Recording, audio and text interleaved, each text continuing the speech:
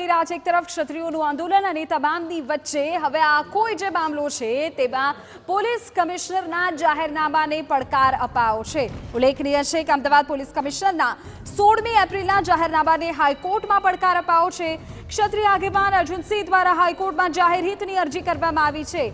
ક્ષત્રિય સમાજને વિરોધ કરતા અટકાવવાનો પ્રયાસ કરવામાં આવી રહ્યો છે તેવું અર્જુનસિંહે અરજીમાં કહ્યું છે અને તેમણે કહ્યું છે કે રાજ્યમાં ક્યાંય પણ વાતાવરણ ડહોળાય તે પ્રકારે આયોજન નથી થયું. પોલીસનું જાહેરનામું અમને શાંતિપૂર્ણ પ્રદર્શન કરતા પણ અટકાવી રહ્યું છે. રૂપાલાના નિવેદને રાજપૂત સમાજની શાખને હાનિ પહોંચાડી હોવાનું અર્જુનસિંહે કહ્યું છે. હવે અમદાવાદ પોલીસના જાહેરનામા અંગે યોગ્ય નિર્ણય લેવા હાઈકોર્ટમાં થઈ છે ફરિયાદ.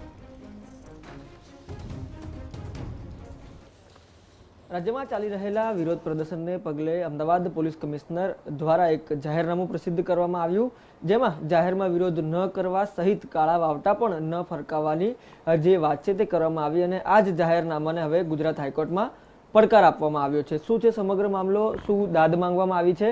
અરજદાર અર્જુનસિંહ આપણી સાથે તેમની સાથે વાત કરીશું. અર્જુનસિંહ, શું અરજી છે તે કરવામાં આવી છે, કયા પ્રકારની દાદ છે તે માંગવામાં આવી છે? કાળા વાવટા ફરમાવવા અથવા ફરકાવવા અને એની સાથે કોઈ પણ આંદોલનની સામે જવું. અત્યારે ચૂંટણી છે એટલે ચૂંટણી દરમિયાન તો કોઈ પણ જાતનો તમે કાર્યક્રમ જ આ પ્રકારના હોય છે.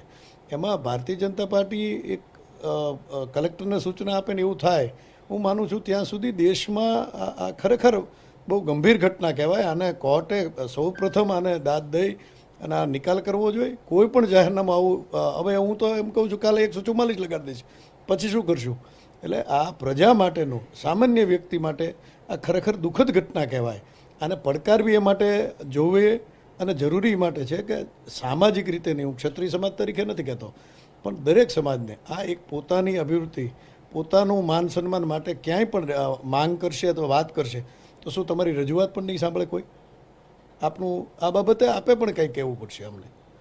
અર્જુનસિંહ, કેટલાક મુદ્દાઓ પણ છે ટાંકવામાં આવ્યા છે, જમ્મુ કાશ્મીરની પણ વાત હોય, કયા મુદ્દાઓને કોર્ટમાં લઈ જવામાં આવ્યા છે?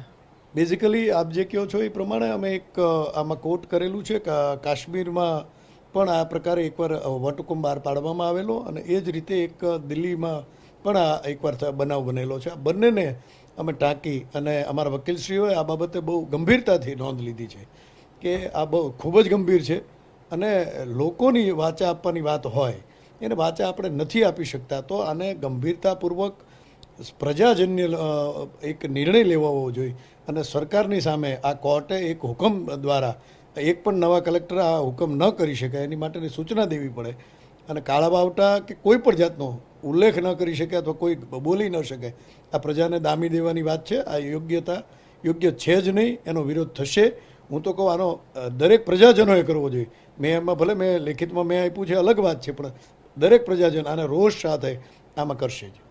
ચોક્કસથી જે વિરોધ થઈ રહ્યો છે શાંતિપૂર્વક તેને દબાવી દેવાની જે પ્રયાસ છે તે કરવામાં આવ્યો છે અને આ ઉપરાંત જે આ ઓર્ડર કરવામાં આવ્યો છે તેની સામે યોગ્ય પગલાં લેવા માટે હાલ તો ગુજરાત હાઈકોર્ટમાં દાદ માંગવામાં આવી છે. કેમેરા પર્સન ઇમરાન શેખ સાથે રોનક વર્મા, TV9 અમદાવાદ.